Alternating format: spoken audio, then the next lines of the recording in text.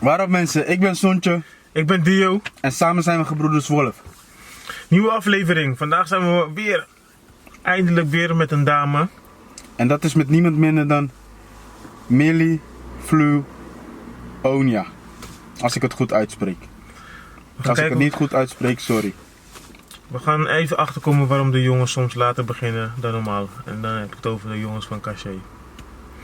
Als je nog niet geabonneerd bent, abonneer. Druk op die knop. Druk op dat belletje als je wilt weten wanneer we een video online gooien. En voor de rest, veel kijkplezier.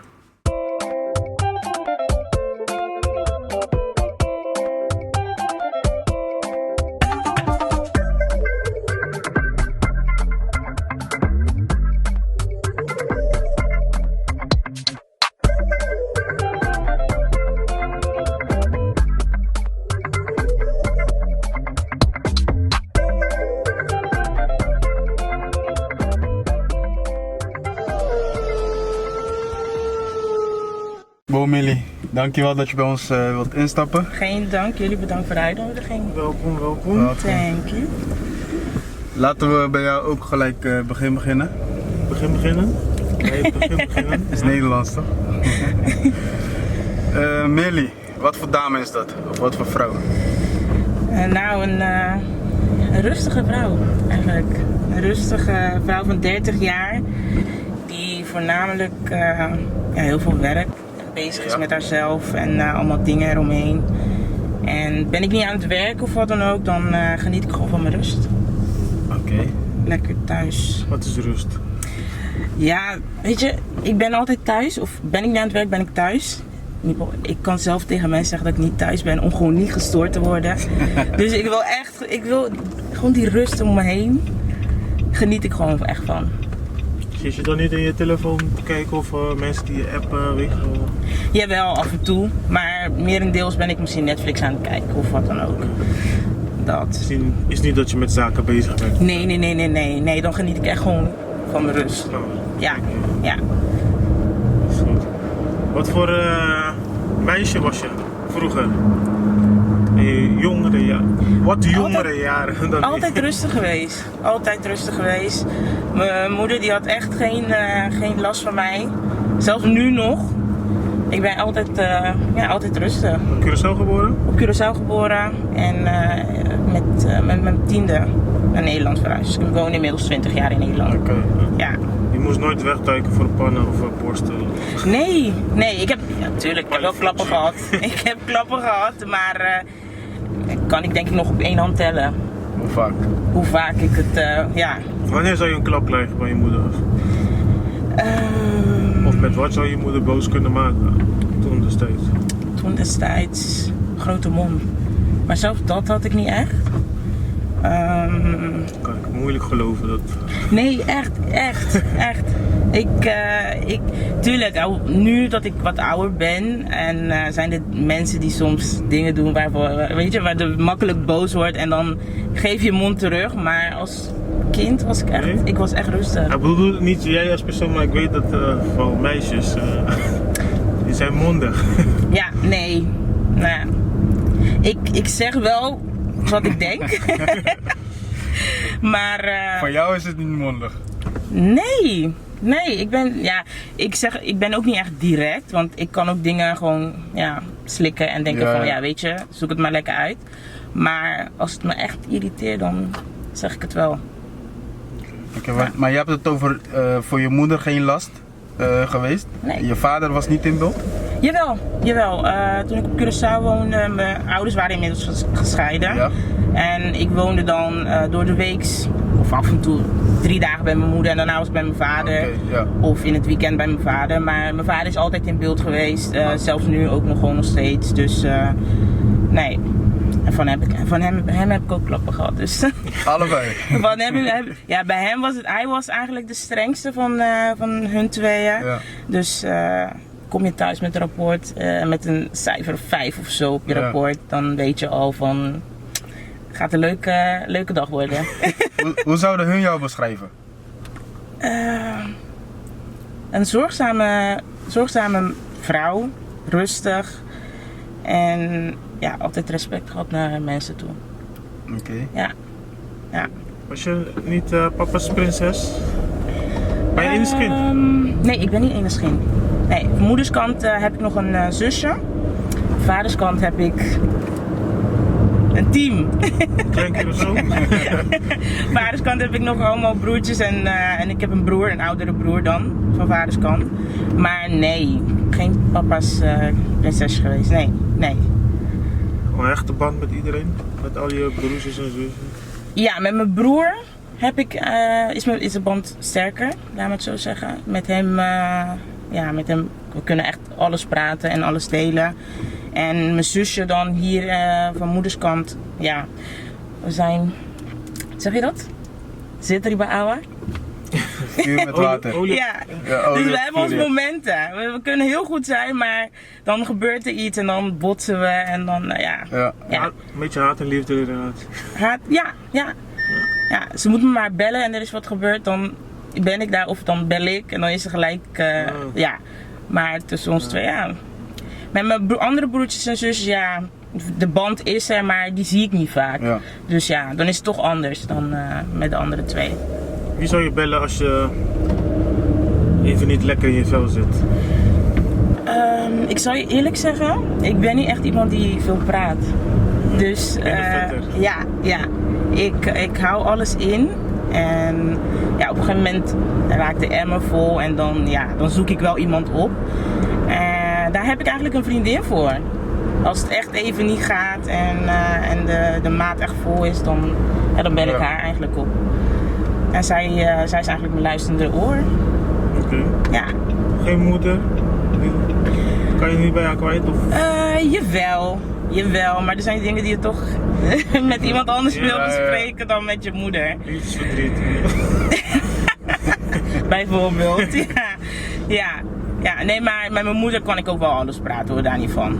Maar er zijn toch dingen dat ik denk van... Kan je het goed verbergen als je ergens niet in... Ja, heel goed. Op je 10e ben je naar Nederland gekomen. Ja. Hoe was die switch voor jou? Weet je, ik was jong, dus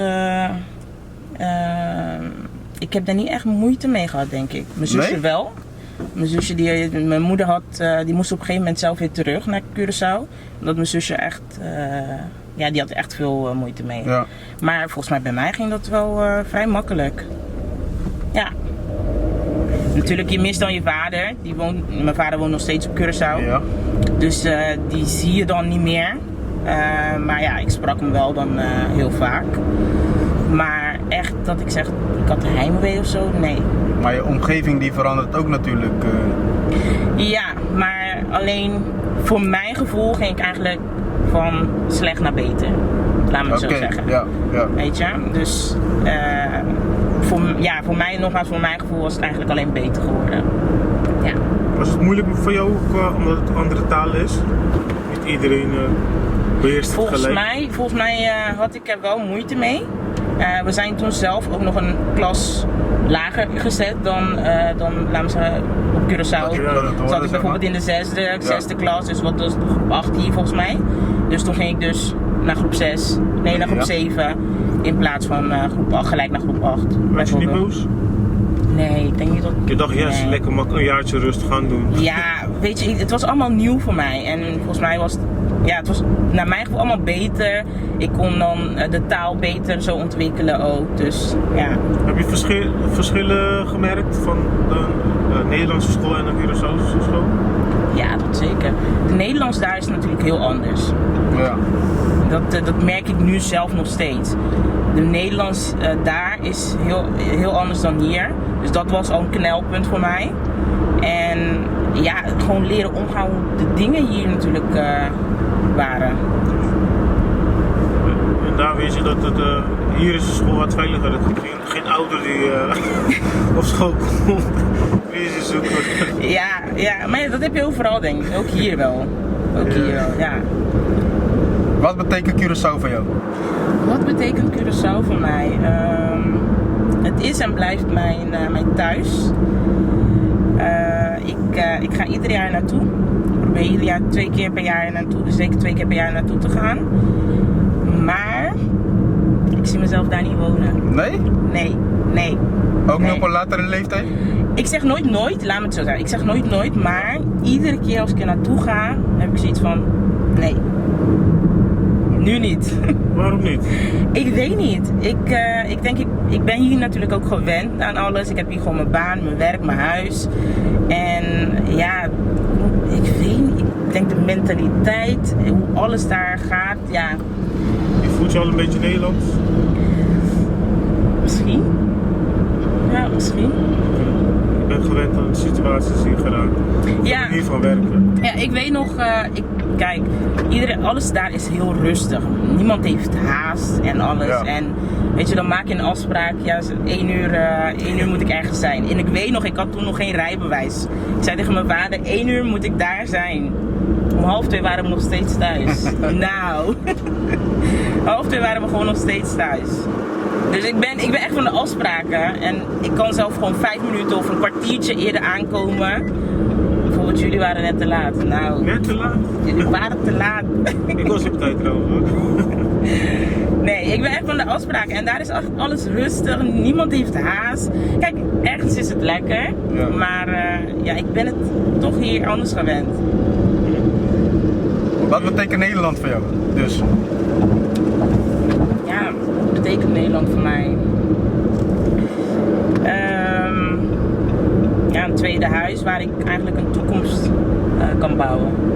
Ja.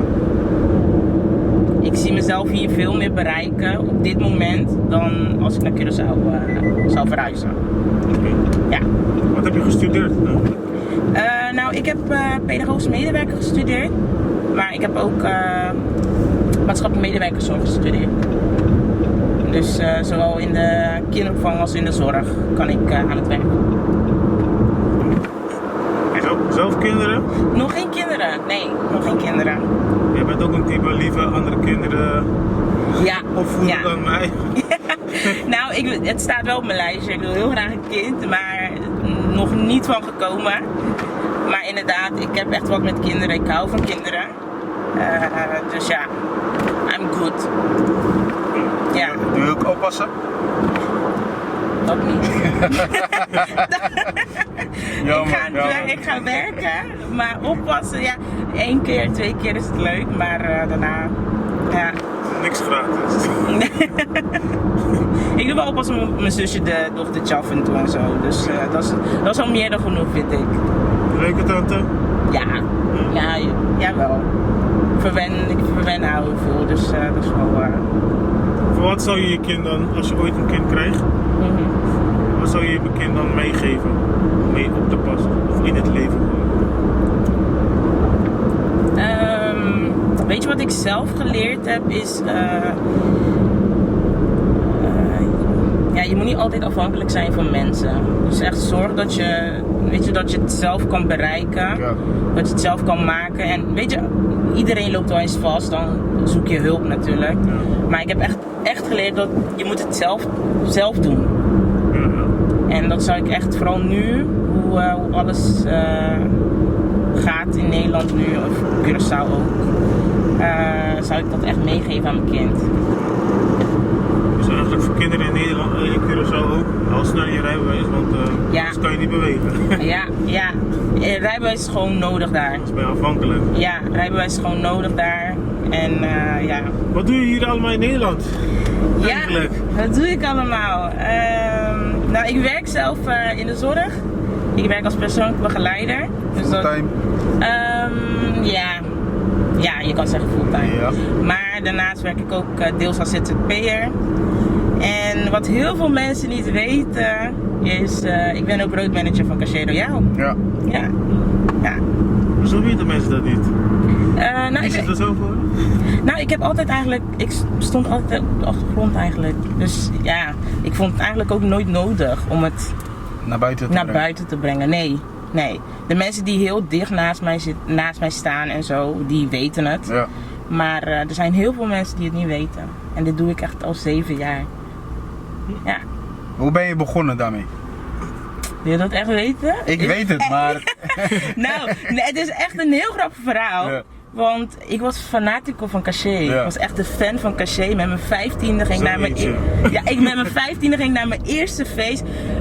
was in Partycentrum Zoetermeer, Caché Q-Sign, I Love the Party. Ja. En ik was echt fan van Caché. En daarna op een gegeven moment kwam ik in contact met Chucho. Ja. Dus toen begon ik te werken als promo girl voor Chucho. En ja, er was een keer, Chucho appte mij van ja, ik moet naar Curaçao. En Richo, die is de manager van Caché, Ja. die was op dat moment ook niet aanwezig in Nederland. En ja, er moest dus iemand mee met de jongens naar de optreden. Ik ben dus 1 keer mee geweest en sindsdien ben ik er nog steeds. Want jij bent eigenlijk begonnen, kan ik zeggen, als een soort van linker rechterhand van Chu. Kan ik het zo noemen? Ja, nee, ik denk het niet. In evenementenwereld, laat me het zo zeggen. Ja, ik deed promo voor Chucho. Dus ik was een promo girl. Ik werkte in feestjes met de artiesten of wat dan ook. Maar ik begon dus echt als promo girl bij Chucho. Oké. Ja. Hoe ziet zo'n tourmanager dan? Wat zijn je taken dan? Wat Moet je zijn... langs iedereen's huis, jongens, opstaan of iedereen bellen? Nou, weet je wat, vorige week vrijdag hadden wij een optreden in Maasilo. En we moesten best wel laat optreden. Wij moesten volgens mij om 4:15 pas op.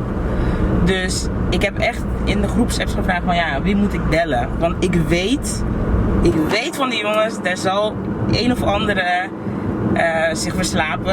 Ja. Dus ik heb inderdaad 2 van hun moeten bellen. Omdat ze gewoon in slaap waren gevallen. Maar wat zijn jouw werkzaamheden, zeg maar? Hoe ziet een dag van een roadmanager eruit? Weet je, in dit geval doen Richo en ik het alleen. Ja. Dus als team zijn Richo en ik alleen bezig. Dus in dit geval doe ik best wel veel. Oké. Ik neem bookings aan.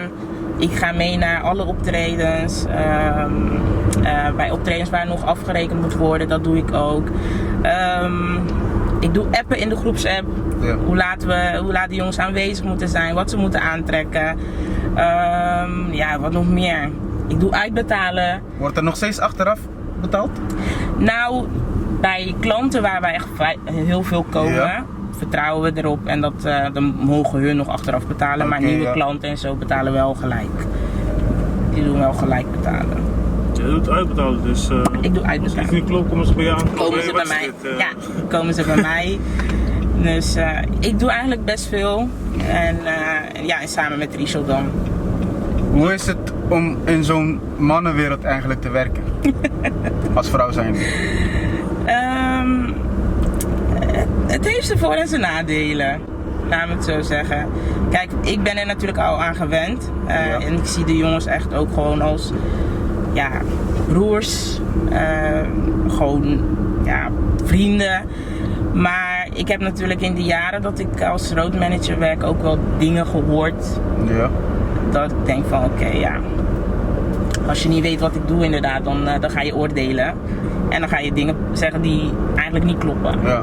Dus het heeft zijn voor- en zijn nadelen. Maar voor mij in ieder geval is het alleen heel leuk. Ik zeg altijd, ik heb 14 mannen.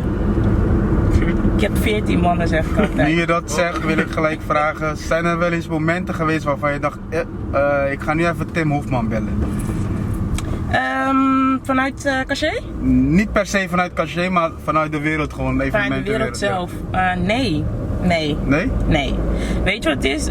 Ik denk daarom dat ook heel veel mensen niet weten, bij een optreden val ik ook niet op.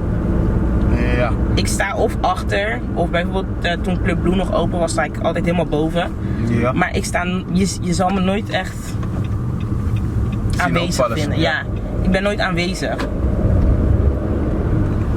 Dus nee, ik heb het echt, nee, tot nu toe niet. Oké. Nee, hopelijk maak ik het ook niet mee. Ja. Dus Voel je gewaardeerd? ja, zeker. Ja? Zeker. Ja, zeker. Het wordt ook gezegd, dus ik weet wel, ik weet 100% dat ze me waarderen daar.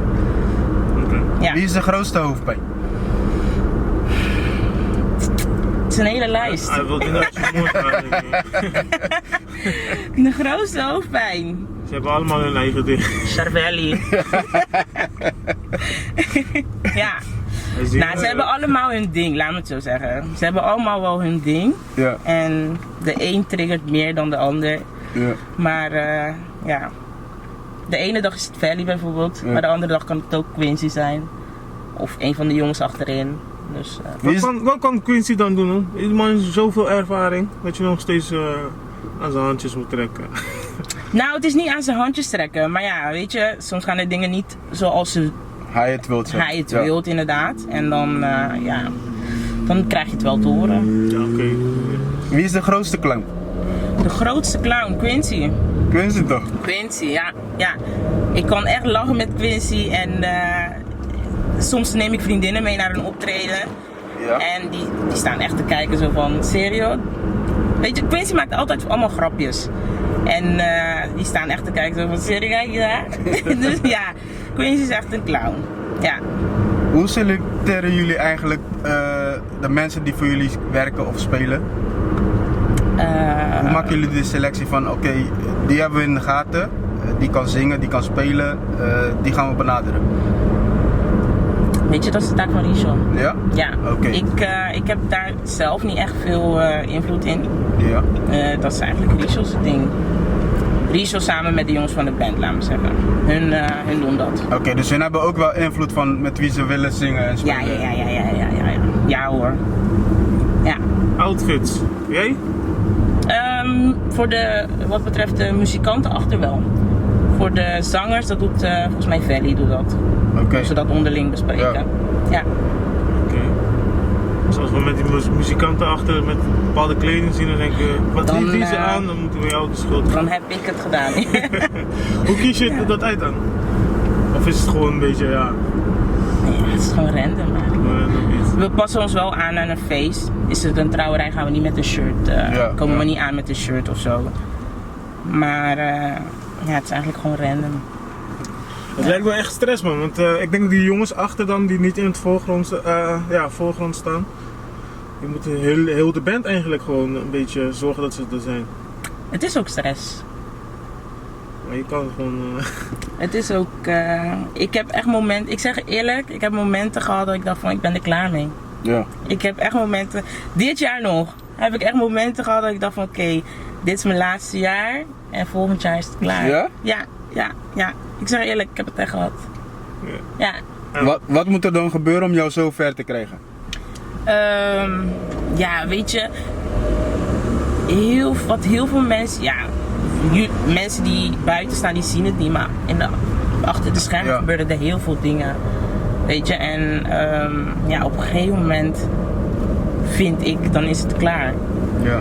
Maar dan komt er weer, want ik heb het bijvoorbeeld een keer besproken met een van de jongens, een van die muzikanten. En toen zei ik van, weet je, nee, echt, het was volgens mij carnavalperiode. Ik zei, na carnaval ben ik klaar. En toen was het van, nou, Millie, ben op bij.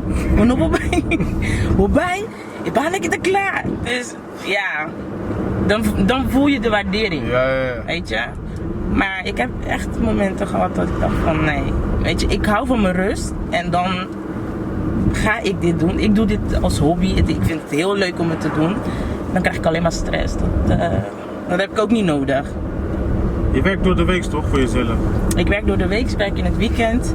Dus er zijn momenten geweest dat ik van 4 tot 11 gewerkt heb. En dan moet ik snel naar huis, douchen, door naar optreden. Of er zijn momenten geweest dat ik thuis kom van een optreden, moet douchen en door moet naar werk. Ja. En dan weer misschien een optreden in de avond. En daarna misschien weer een optreden, ja. Bijvoorbeeld juli was best wel een drukke maand. Dus ik was gewoon constant bezig. Hoe ziet eigenlijk, stel voor vandaag is zondag, volgende week zaterdag hebben jullie een optreden. Wanneer begin jij met voorbereidingen? Wanneer ik Ja. Moet jij alvast iets doen of is het echt het laatste moment? Nee, ik hoef eigenlijk, het enige wat ik moet doen is hun eigenlijk alle informatie geven. Dus appen waar ze moeten zijn en hoe laat en wat ze aantrekken. En verder wat betreft voorbereiding is eigenlijk aan hun. We hebben een directeur muzikaal en degene die de band eigenlijk dirigeert. Ja. En hij is eigenlijk degene die ook zegt van ja oké, dit gaan we oefenen. En Richel die geeft ook soms zijn mening over dingen. Maar ik hoef verder daar... De stress begint pas zaterdag voor jou dus? De stress begint inderdaad op het moment dat ze aanwezig moeten zijn. dan zeg ik bijvoorbeeld 8 uur aanwezig. Maar ja, dan komt Chavelli om 8:30, 8:45. Dan komt NJ misschien om 9 uur aanlopen. Dan begint de stress. Hoeveel minuten of uren van tevoren moeten ze aanwezig zijn? Tegenwoordig doe ik het 1,5 uur. Omdat ze gewoon altijd te laat zijn. Echt. Maar misschien weten Altijd. ze dat ook. Ze weten het hoor. 1,5 uur, dus Ze ja, weten, rustig aan. tuurlijk, ze weten het. Als ik zeg dat ze om 8 uur aanwezig moeten zijn, ze weten dat ze niet om 7:15 gaan beginnen of zo. Dat weten ze. Ik heb op een gegeven moment zelf, ik begon zelf de tijd te noemen wanneer we moeten beginnen. Zelfs dan komen ze 5 minuten voor de tijd aanlopen. Ja. Dus ja. Ik wou wel zeggen, je moet ze een keer in de maling nemen. Zeg ze gewoon, kom, en over een half uurtje moeten ze optreden of zo. Dan zijn ze een half uurtje misschien te laat. Nee, Kan je op je kop krijgen? Als iemand te laat is, krijg jij dat op je kop? als iemand te laat is, nou we hebben natuurlijk wel eens gehad dat klanten dan komen vragen van ja, is de band al compleet? Kunnen jullie beginnen? Weet je, en dan begint de stress, want ja, ik moet dan gaan zeggen nee, er zijn nog 2 onderweg. Ja. 15 minuten verder zijn ze er nog steeds niet. Dan moet ik weer gaan zeggen van nee, ze zijn nog steeds onderweg, weet je. Dus dat is wel vervelend, maar nooit echt op mijn kop gehad of zo. Werken jullie met boetes? Helpt niet hoor. Nee? Helpt niet. Zelfs dat heb ik ingezet. Wie te laat is, krijgt boete en dat gaat dan in een pot. Maar nee. Helpt zo? Nee? Nee, ik weet niet. Ik weet niet wat ik moet doen. Eerlijk gezegd. Jullie krijgen betaald voor een uurtje? Nee, Cachet heeft gewoon een standaardprijs. En wat je eigenlijk kan krijgen is een set van 2 keer 40 minuten. Of er zijn mensen die dan een lange set nemen, inderdaad. Maar stel voor dat jullie wat later beginnen, dus kunnen jullie ook later minder muziek draaien. Want de organisator zegt, hey, ik ga jullie niet ja, kijk, er zijn klanten die inderdaad wel zeggen van nee, jullie moesten om 10:30 stoppen bijvoorbeeld. Dus ik wil ook dat jullie om 10:30 stoppen, ook al zijn we later begonnen. Ja. Maar er zijn ook klanten die ook gewoon, ja, die rekken die tijd. Ja. Dus dan kunnen we gewoon iets langer doorspelen, bij wijze van. Of wat ik ook soms doe met de jongens is dat we dan de eerste set iets korter spelen, maar de tweede set iets langer. Dan compenseer je het, laten we zeggen. Wat is het advies van jou voor mensen die hetzelfde branche zitten? Vooral met mannen werken. Ik weet niet of het verschil is mannen-vrouwen. Ik denk vooral de dingen niet persoonlijk nemen. Niet te persoonlijk, dus die stress gewoon, probeer die stress te vermijden. Denk je dat er een verschil zou zijn tussen een mannelijke roadmanager en een vrouwelijke roadmanager? Ik denk het wel. Ja? Ja, ik denk het wel. Ik denk het wel. Wat is het verschil precies? Ja. Maar ik denk wel dat er wel gewoon een verschil is. Merk je soms dat sommige jongens misschien misbruik van je maken of over je heen lopen? Of mensen? Nee. Vooral de jongens van Cachet niet. Die weten wel wat ze mogen en wat niet, wat wel. Dus nee. Is dat afspraak die jij zelf maakt met... Ik geef wel duidelijk gewoon aan wat... Kijk, stel dat er wat gebeurt wat ik niet prettig vind. Ik benoem het wel hoor. Dus ja, ze krijgen het wel te horen. Oké. Cachet is namelijk de grootste in Nederland. Op dit moment. De grootste Curaçaose band. Zelf op Curaçao telt het mee als een van de grootste bands. Ja. Wat zijn de dingen waar de mensen geen rekening mee houden, zeg maar, met zo'n band? Wat zit er allemaal achter zo'n band? Dingen waar Wat mensen niet weten, zeg maar. Waar moet jij, zeg maar, als roadmanager allemaal rekening mee houden om te zorgen dat de band ook presteert zoals de band hoort te presteren? Nou, weet je, een van de grootste dingen is denk ik dat die jongens... Niemand zit vast in Cachet. Oké. Dus bijvoorbeeld, gisteren hadden wij een optreden in Groningen. Ja. Quincy is er Quincy niet. was er niet. Ja, Quincy is klopt. op Curaçao, die had een optreden met Icons afgelopen vrijdag. Ja. Dus die was er niet. En wat doen we dan? Wij zoeken dan een vervanger. Maar wij hebben ooit wel eens, of ik heb wel eens ooit gehad dat een klant dan zei van, ja Pero, maar boek voor die en die. Ja. Maar ja, niemand zit vast in Caché. Klopt. Dus het kan gewoon zo gebeuren dat Valley bijvoorbeeld morgen zegt van, hé, aankomend weekend, ja, ik kan geen, stel we hebben 2 optredens, ik kan geen van die optredens optreden. Ja, ik kan hem niet zeggen, je bent verplicht om te komen. Ja. Dat kan gewoon dus. Nou, jawel, bijvoorbeeld in Icons, de front had echt een contract. Ik kan wel begrijpen dat mensen als gasten dan zeggen, hé, eigenlijk komen we voor Valley bijvoorbeeld. Kijk, er zijn klanten die boeken, zeker met een privéfeestje. Er zijn mensen die echt voor een bepaalde zanger boeken. Ja. Nee, dat heb je gewoon. Maar ik kan geen een van die jongens dwingen, ook niet de muzikant achter. Maar geven jullie dat... Ik geef het aan, dus op het moment dat ze boeken en ik weet van tevoren bijvoorbeeld dat Quincy er niet is, of Valley, of Angie is er niet, dan geef ik dat wel aan. Aan de organisator? Aan degene die boekt, ja. Hoe bepalen jullie dat? Nogmaals. Wie het zal zijn? Dat is Richel zijn ding. Oké. Ja, dat is Richel zijn ding. Dus op het moment dat ik zeg, ik geef alleen aan van hé, Valley is er niet, Quincy is er niet, en dan gaat hij op zoek. Gaat hij vragen of... Er zijn er 2 mensen niet aanwezig. Die kunnen niet. Dan neem ik geen boeking aan. Nee, dan neem ik geen boeking aan. Ja. Dan nemen we geen boekings, want... We kunnen gewoon met de oude cassé komen, dat kan toch? Ja, dat kan, maar ja, wat veel mensen vergeten is dat Ivano, Tishon, Kushanik bijvoorbeeld, die zijn op een gegeven moment op hunzelf gegaan. Ja. Dus hun vragen ook een heel ander bedrag nu. Ja. En als stel dat je 2 van hun dan moet nemen als vervanger, dat is natuurlijk wel een dure grap. Ja. Okay. Dus bij eentje kunnen we nog wat doen, maar bij 2 dan neem ik die boeking niet aan. Wat voor struggle heb jij zelf meegemaakt hier in Nederland? Iets helemaal terug. Wat voor struggle heb ik meegemaakt? Moeilijke tijd. Iets geweest dat je denkt, zo, ik hoop echt niet dat ik in zo'n situatie weer meemaak. Nou, er was, even kijken, 4 jaar geleden woonde ik nog in Hoogvliet. Ja. Toen je het vroeg, ja, woonde ik in Hoogvliet en ik werkte toen in de kinderopvang, maar ik had ontslag genomen. Het ging niet meer zoals ik wilde, dus ik had ontslag genomen. En in die periode moest ik natuurlijk geen op zoek naar andere werk. Ik had wel een spaarbedrag op mijn rekening staan, dus daarmee kon ik ook gewoon mijn dingen betalen. Maar op een gegeven moment raakt dat ook op. Ja. En ik kreeg gelukkig binnen 2-3 maanden een andere werk. Dat is nu wat ik nu doe. Maar vanzelf de eerste maand is je loon veel minder dan de andere maanden. En in dezelfde periode ging ik verhuizen. Dus kreeg ik mijn huis die ik nu heb. En mijn huis die was veel duurder dan mijn studio waar ik in woonde. Ja.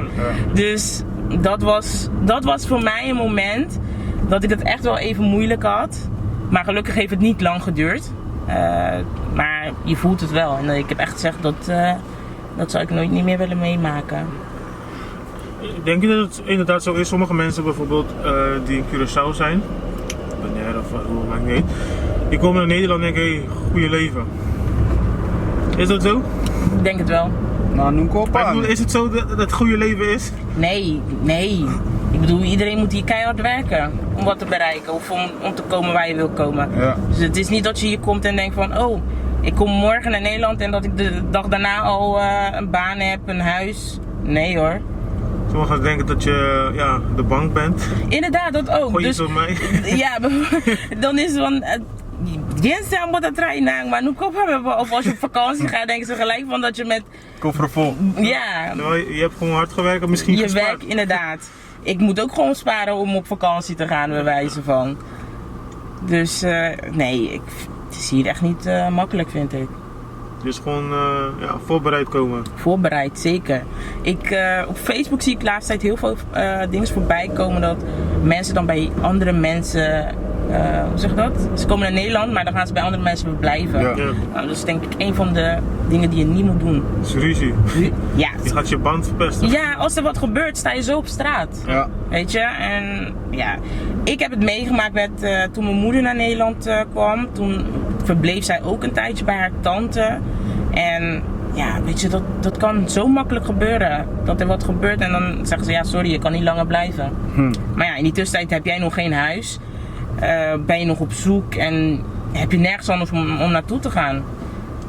En dan heb je nog 2 kinderen Ja. bij je, weet je. Als je alleen bent is het nog denk ik te doen, maar met kinderen erbij, nee. Ik denk sommige mensen die dat ook aangeven van ja, kom maar bij mij, dit, dat, die weten niet wat ze gaan meemaken totdat je er bent en juist. de situatie Kijk, dan je zit afloopt. 24/7 op elkaars Ja. lip. Want diegene komt, diegene heeft nog geen baan. Misschien gaan de kinderen nog niet naar school, die Ja. kunnen nog niet naar school. Dus je zit 24/7 met diegene opgeschept. Dan gaat het wel wat anders creëren dan wat je misschien in je hoofd had. Voordat ze naar Nederland kwamen. Hoeveel denk je, misschien weet je het niet, maar gok je dat iemand moet meenemen om een basis te hebben hier in Nederland? Qua geld. Start. Ik zou het niet weten. Ik zou het niet weten. Toevallig een kennis van mij, die is laatst naar Nederland verhuisd. En ik begreep via dat zij maar met 4.000 euro of zo naar Nederland was gekomen. Maar ja, volgens mij is dat niet genoeg. En zeker Nee. als je een kind hebt. En nog geen huis. Dan kun je misschien, ja, ik denk net ook 2 geen half maanden. jaar, geen half jaar. Nee, volgens mij haal je dat misschien een 2-3 maanden of Ja. zo. En daarna is het weer klaar. Terwijl je denkt, ja, is best wel Het klinkt veel. Oh, is het bijna Voor een vakantie. 9000 gulden is dat, ja. Voor een vakantie klinkt het Ja. nou niet meer hoor. Koers is nu echt slecht. Millie, volgens mij danste je ook, toch? Ja. Klopt. Op cachet. Nee, los. Nee, ik danste Los daarvan. inderdaad. Ja, ik danste inderdaad. Waarom doe je dat niet meer?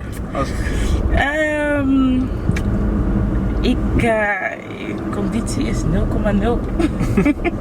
Nee, ik voel mezelf niet meer zo fit en ik ben wat aangekomen, dus ja, je weet wat voor kleding ik moest dragen. Ja. Dus met dit shape niet meer.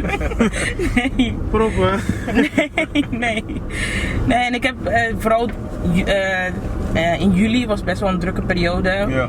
Waar ze heel veel danseressen nodig hadden. Ik ben een aantal keer gebeld, maar iedereen kreeg nee. Wat voor dans dan? Huh?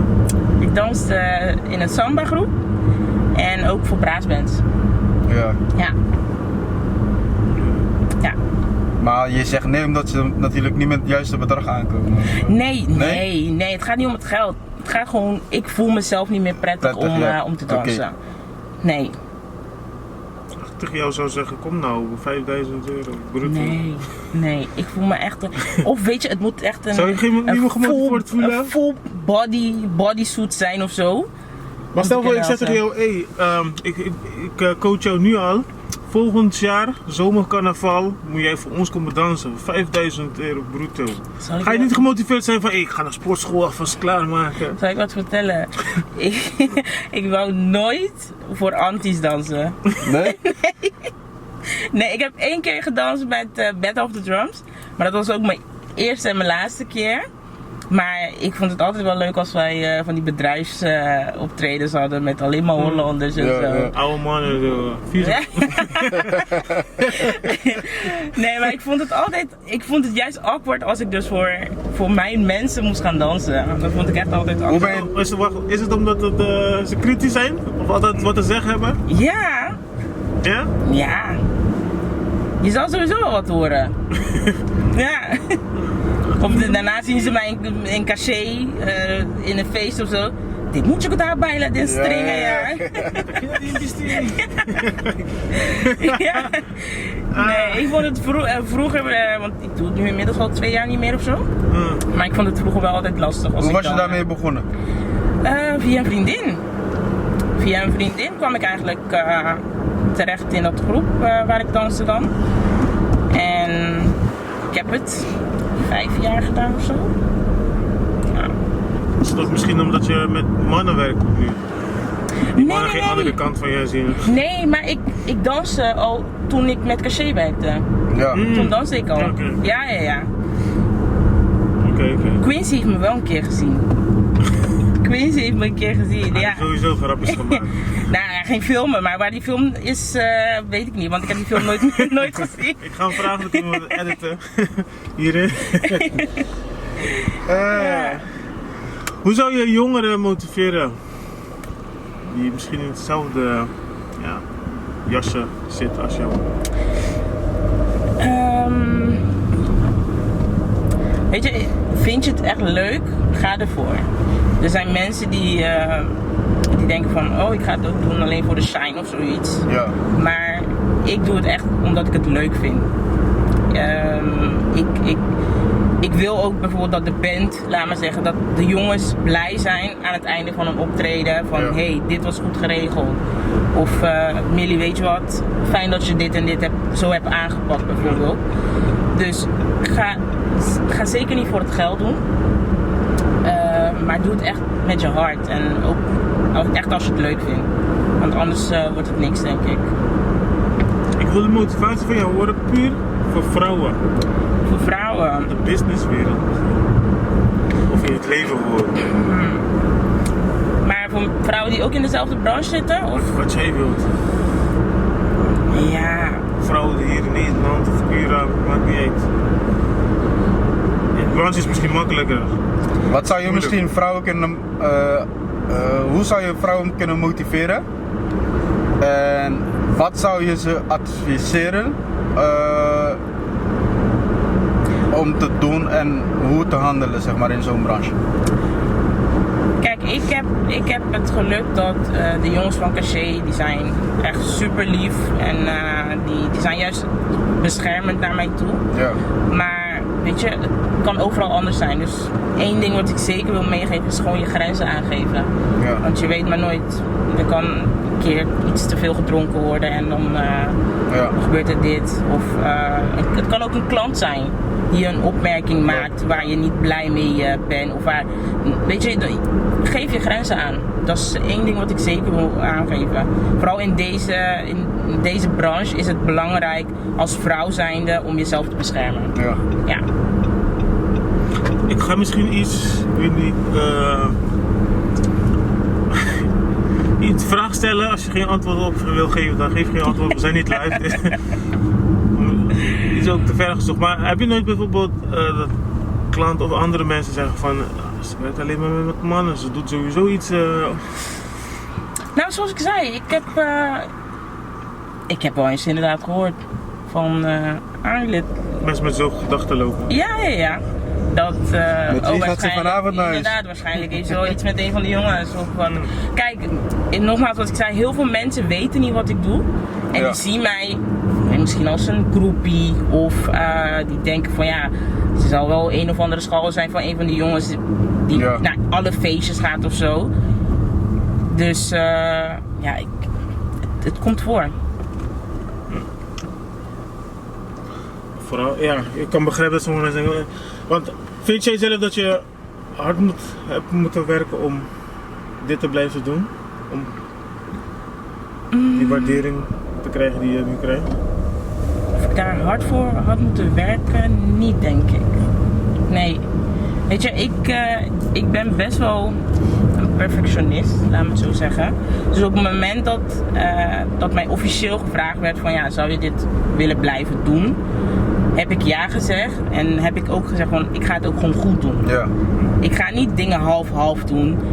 Bijvoorbeeld, Richo weet het, ik kan echt boos worden op het moment dat hij een boeking neemt en hij doet zijn werk half.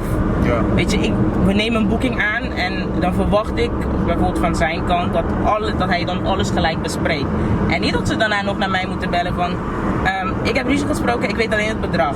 Ja. Nee, er komt nog meer bij kijken. Weet je, dus ik heb vanaf dag 1 heb ik gezegd van als ik het ga doen, ga ik het ook gewoon goed doen. En op het moment dat ik dat niet meer kan doen, dan is het klaar. Dan Maar dat is toch goed dat het op op je pad kwam, is meegenomen, maar dat je nu gewoon, je geeft er wel 100% voor. Dus niet dat, Ja. we vinden haar lief. Ze doet haar werk niet goed, maar we vinden haar lief. Ja, ja. Waar zie je jezelf over, laten we zeggen, 3 jaar? Nog steeds in Nederland. Nog steeds in Nederland. Misschien, nou, ik denk het wel. Misschien nog steeds in Cachet, doing my thing. Ja. Maar voornamelijk gewoon nog steeds mijn doelen proberen te bereiken.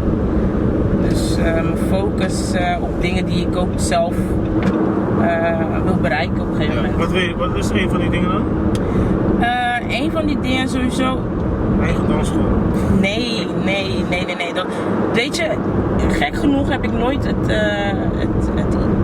het gevoel gehad van ik wil iets openen voor mezelf. Nee. Of iets. Bijvoorbeeld heel veel mensen zeggen van je bent zo goed bezig in de wereld van Farandula. Ja. Waarom ga je bijvoorbeeld zelf geen feestjes organiseren? Ja. Nou, hoofdpijn. Dus ik ga daar niet aan beginnen. Ik wil helpen, maar ik ga nooit zelf, ik wil zelf nooit wat doen. Ik laat het over aan Rachel, aan Shaira, laat ik wel aan hun over bijvoorbeeld. Ja. Maar wat ik zelf zou willen bereiken is, ik wil sowieso denk ik een huis op Curaçao kopen op een gegeven moment. Toch wel? Om te verhuren? Om te verhuren. En ook als ik op vakantie ga bijvoorbeeld. Ja. Dat ik dan daar gewoon mijn plekje heb. Ik zou hier ook gewoon qua werk ook willen doorgroeien. Je zegt nu, je zou geen evenementen willen geven. Nee. En dan komt de vraag gelijk in mijn hoofd, zou je misschien wel een eigen band willen hebben? Nee. Of dat ook niet? Nee. Ik wil niks voor mezelf hebben. Niks. Helemaal niks. Als je nou Alleen een huis inderdaad. Maar nee, ik zou echt geen band, geen eigen evenement. Ik zou... Een eigen club. Geen eigen club, nee. Weet je, ik heb het zo dichtbij meegemaakt wat voor hoofdpijn het allemaal met zich meebrengt. Ja. Dat ik mezelf daar... Ik hou van mijn rust. Dus ik ga het niet opzoeken. Ja. Ik zie ze soms echt stressen. Dat ik denk van, nou joh, mij niet gezien. Trouwens, je zegt je houdt van je rust. Ja. In het begin zei je dat ook. Maar toch zijn we hier op een zondag. Een tour interview. Ja. Ik was toevallig vrij. Ik was toevallig vrij. Dus ik heb vandaag heel de dag kunnen uitslapen. Mijn rust kunnen pakken. Om dit te doen. Ja. Nou, ik vond het wel leuk hoor. Toen je me bericht had gestuurd. Dacht ik echt van, waarom ik? Wat moet ik gaan doen? Maar ik vond het wel leuk. Dus ja. Ja, Het is toch leuk om ook een vrouw zijn, dan zit je toch een beetje in die wereld. Ja, nou bij mij ging er meer een vraag van, ik weet, mijn naam is Carida Tipo Exito. Ik dacht zoiets van, wat voor Exito heb ik dat jij mij wil interviewen? Zo kijk jij er misschien naar. Juist, ja. En ik Het hoeft niet per se dat je een artiest bent of wat dan ook, maar nee, dus succes is ook iets bereiken in het leven. Ja, dus ik had het met iemand erover en ik zei van ja, ik snap niet waarom. Ik heb wel ja gezegd, maar ik snap niet waarom ze mij willen interviewen. En toen was het inderdaad van ja, je hoeft niet per se een artiest te zijn. Je doet eigenlijk iets wat misschien heel veel mensen zouden willen doen. Juist, precies. Ja. Weet je? Dus ja. Er zitten misschien vrouwen die ook misschien in de zorg willen werken, maar niet kunnen. In de zorg. Nee, Of die ook 14 mannen willen hebben. Ja, of dat. Ja, tegelijkertijd kan je misschien een dame motiveren op dit moment die ook misschien in die wereld wil gaan werken. Ja. Dus, Nou, ik zou zeggen doen, echt, als je het leuk vindt en als je jezelf daarna ook... Want er zijn mensen die misschien wel later een eigen evenement willen zetten. Gewoon doen. Iedereen maakt wel eens een fout. Je moet een fout kunnen maken om daarna beter uit te komen. Tjoetje is natuurlijk ook klein begonnen. Die was ook eerst eigenlijk, die deed kaartjes verkopen. Dat heeft hij ook zelf verteld. En kijk hem nu. Ja. Weet je, dus je moet ergens beginnen. Stel dat je dat echt wilt doen, je moet ergens beginnen. Maak fouten, daar leer je van. Maar uiteindelijk, don't give up. Als je het echt wil. Er zijn ook mensen bijvoorbeeld, je doet 2 dingen, je hebt je eigen baan en daarnaast doe je het ook dan tourmanager. Ja. Kan je hun nog wat mee geven? Die denken van, ik heb mijn werk, ik wil ook eigenlijk iets anders, maar die risico is misschien te groot. Of, Weet je, ja, ik weet niet of ik echt de juiste ben om daarin om iets over te, want er zijn momenten geweest dat ik echt moe was. Maar alsnog, ja, ging ik gewoon door. Is er iets dat je jou triggerde om door te gaan? Ja, nogmaals, ik heb gezegd vanaf dag 1, ik doe het goed. Ja. Ik ga het goed doen. Ja, kijk, er zijn momenten geweest dat ik niet mee kon naar een optreden, maar dat is echt heel weinig voorgekomen. En dan is het meestal omdat ik geen vervanging kon regelen voor werk of ik was met vakantie. Maar ik zorg wel altijd dat ik er ben. Ook al ben ik moe, zorg ik dat ik er ben. Vrouw van je woorden. Dus. Ja, ja. Weet je, en het is ook, Richo gaat ook niet naar alle optredens. Dus ja, at the end of the day, er moet iemand aanwezig zijn. Ja. Ik denk dat als ik tegen hem zeg van ja, ik ben er niet bij, of ik kan vandaag niet komen, dan gaat hij wel, daar niet van.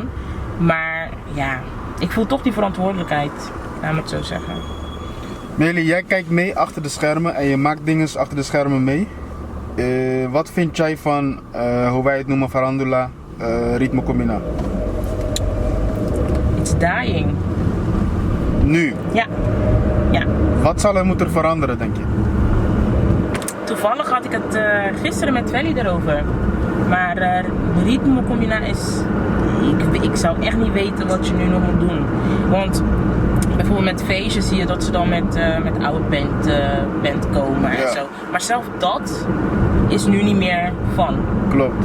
Zelf dat trekt niet meer dezelfde publiek of dezelfde aantal mensen als misschien 5 jaar geleden of zo. Klopt. Ja. Dus ja, ook op Curaçao merk je gewoon, langzaam gaat het dood. En wat er moet gebeuren, weet ik niet. Waar komt het door, denk je?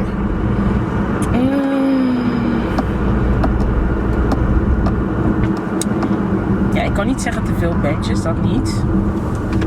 Maar ja, ik denk, je ziet dat Urban nu echt wel... ja, Urban staat nu echt top. Maar soms denk ik zelf dat mensen liever bijvoorbeeld naar een era gaan of een Boy Today dan een Caché of zo. Dat die groep mensen meer fans hebben dan een combinatie. Ja, ik denk het ook. Als ik kijk naar, weet je hoe sommige feestjes dan gaan, dan je merkt het verschil gelijk. Je merkt het. Bijvoorbeeld, ik ben zelf niet naar No Game geweest. Hoe was het? Ben je geweest? No Game. Waar gaat hij niet? Was. Volgens mij was het niet zo druk. Denderend. Het was niet, het was niet echt. Terwijl eigenlijk 5 jaar geleden of zo was het gelijk zodra een fly kwam, No Game komt naar Nederland. Maar het zijn nu vooral de laatste 2-3 maanden voor mijn gevoel ook de locaties. Ja, dat kan ook een rol spelen. Kijk, ik zelf ga al jaren niet meer uit. En ik bedoel, ik heb bijna iedere weekend een optreden met Caché. Ja. En als er geen optreden zijn, zal je me ook niet echt in een feest vinden. Of er moet echt iets zijn waar ik heel graag naartoe wil. Maar ik zou bijvoorbeeld zelf niet... Bijvoorbeeld laatst No Game was in Amsterdam. Ja. Ik zou niet naar Amsterdam rijden voor No Game. Ja. Nee, was het bijvoorbeeld nog in Club Blue, dat is wat anders. Ja. Dus ik denk inderdaad, locatie speelt sowieso ook een rol als je een feest zet. Zeer belangrijk. Ja, maar ja, we hebben niet veel meer. Dus we moeten het doen met wat we hebben nu. Dus elke aantal jaar gaat eentje opstarten. Ja, ja. We hebben onze eigen zaal. Ja. Toch wel jij? Nou. Nee joh. Had je nog zelf iets willen zeggen of melden? Ik zelf nee. Nee. Ik hoop dat jullie nu meer weten over Caché, over wat het allemaal inhoudt als roadmanager. En aan wie het ligt, waarom en aan wie het ligt als, begint. Inderdaad. Aan wie het ligt waarom als je de Millie band. op elke feestje ziet. Juist. Weet je wat ik vorige week nog kreeg ik, er was een kennis van de familie van ons, die zei van, je moet een vriendin als jou hebben. Je gaat naar alle feestjes. Ja. Dus ik bleef zo kijken. Ik zeg, ik ben roadmanager van Caché. Oh, Steinet. Maar dat krijg ik nog Ja, steeds, ja, ja. hè. Ik krijg dat gewoon nog steeds van mensen. Gewoon die random komen. Ja, je bent wel op alle feestjes aanwezig. Nou, ik ben aan het werk. Ik zie het als werk. Ik ben wel aan het genieten, maar het is werk. Ja. Mensen, gaan alsjeblieft abonneren als jullie nog niet geabonneerd zijn. Het is niet zo moeilijk. Het is gratis. Het is gratis. Steun iets. Dat zouden Ja. onze mensen ook wat vaker kunnen doen, toch? Ja, Wat meer. ja. Weet Elkaar je, een beetje... elkaar steunen, supporten. Weet je, Deze we dingen. kunnen het ook maken. Laat Ja. zien dat wij het ook kunnen. Millie, bedankt. Geen Oh ja, dank. tuurlijk, ja. Bedankt voor je Ook, tijd. Jullie ook bedankt. Bedankt voor je eerlijkheid, Ja, je open gesprek en een beetje kijk achter Caché, achter jou wereld. en Ja. jouw leven. ja. Toch wel de moeite waard om te komen, want Ja, nee, jullie bedankt voor de uitnodiging. Ik vond het echt gezellig.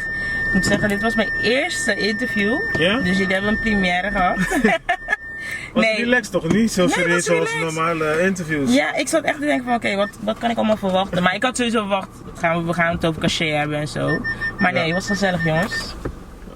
Ja. Mooi om te horen dan in ieder geval. Ja. Is goed. Nu mag je afsluiten, jongen. Tot de volgende keer. Ciao. Ciao.